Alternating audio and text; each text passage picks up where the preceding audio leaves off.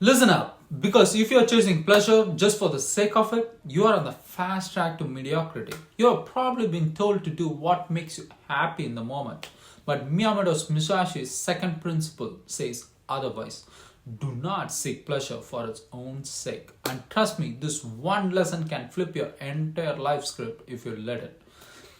You ever catch yourself scrolling social media for hours, binge watching shows, or ordering takeout night after night just because it feels so good in the moment? You know, deep down, it's draining your time, your health, your potential, but it's so dang tempting. We have all been there. Instant gratification feels amazing, isn't it? Until reality smacks you in the face. You are so stuck in the same rut. No progress, no growth, just fleeting highs that leave you emptier than before. Before we dive in deeper, here is a quick snapshot of who I am and why I'm so fired up about this topic. My name is Vic Caesar. I used to be a doctor in India, but I got completely burned out. Long work hours, trading time for money, you name it. I'll be honest with you. My lifestyle was a complete mess. I was eating junk, constantly hooked to social media, living for short term dopamine hits without any real discipline or purpose. But here's what happened next. I felt so stuck in my life, I decided to do something drastic. I took off to explore martial arts, read a ton of personal development books, and even traveled the world for a year, searching for a new path. Eventually, with my wife's unwavering support, I moved to the US. We had savings a little bit, not so much. I started out as a waiter at Olive Garden to make ends meet. Fast forward to today, I'm an entrepreneur building multiple businesses all because I stopped running and said enough to my old mindset and habits and took action. Now I'm committed to self mastery, forging a legacy, and impacting millions. So, if you want to elevate your life, you are in the right fucking place. So, here's the deal. Miyamoto Musashi, the undefeated samurai, knew that chasing pleasure was a dead end. Why? Because when you focus on momentary highs, you sacrifice the long term growth that actually leads to fulfillment.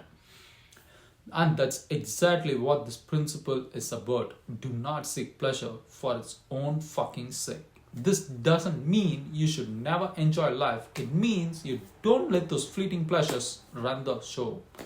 You become the master of your impulses, not a slave to them. That's what I'm talking about. Real success, real mastery comes when you channel your energy into something meaningful, something bigger than the next thrill. Step 1. Master the art of delay. First, learn to delay gratification. This is so critical. When you feel the urge to indulge in something that won't serve your future, pause and ask, what is this costing me in the long term? Maybe it's a bag of chips you don't really need. Maybe it's the Netflix binge when you should be honing your skill. Or it's porn or something else. Embrace the discomfort of waiting. Over time, you will train your brain to value future gains over cheap thrills. Step 2. Replace mindless pleasure with purposeful action. Second, don't just remove pleasure, replace it with something constructive. Start a workout routine. Devote 30 minutes a day to reading or mastering a new skill, or even just 5 minutes. If you used to spend an hour on social media, replace that hour with journaling, coding, or practicing an instrument you love. Make your environment a hotbed for growth so that success is the path of least resistance. Step 3. Practice a pleasure audit. Third, do a weekly pleasure audit. Seriously, write down where your time goes. Video games, endless scrolling, impulse shopping, mindless eating, and so much. And ask yourself, is this helping me or hurting me? You'll be shocked to see how much time is siphoned by distractions. By identifying them, you can create an exact plan to cut down on the empty indulgences.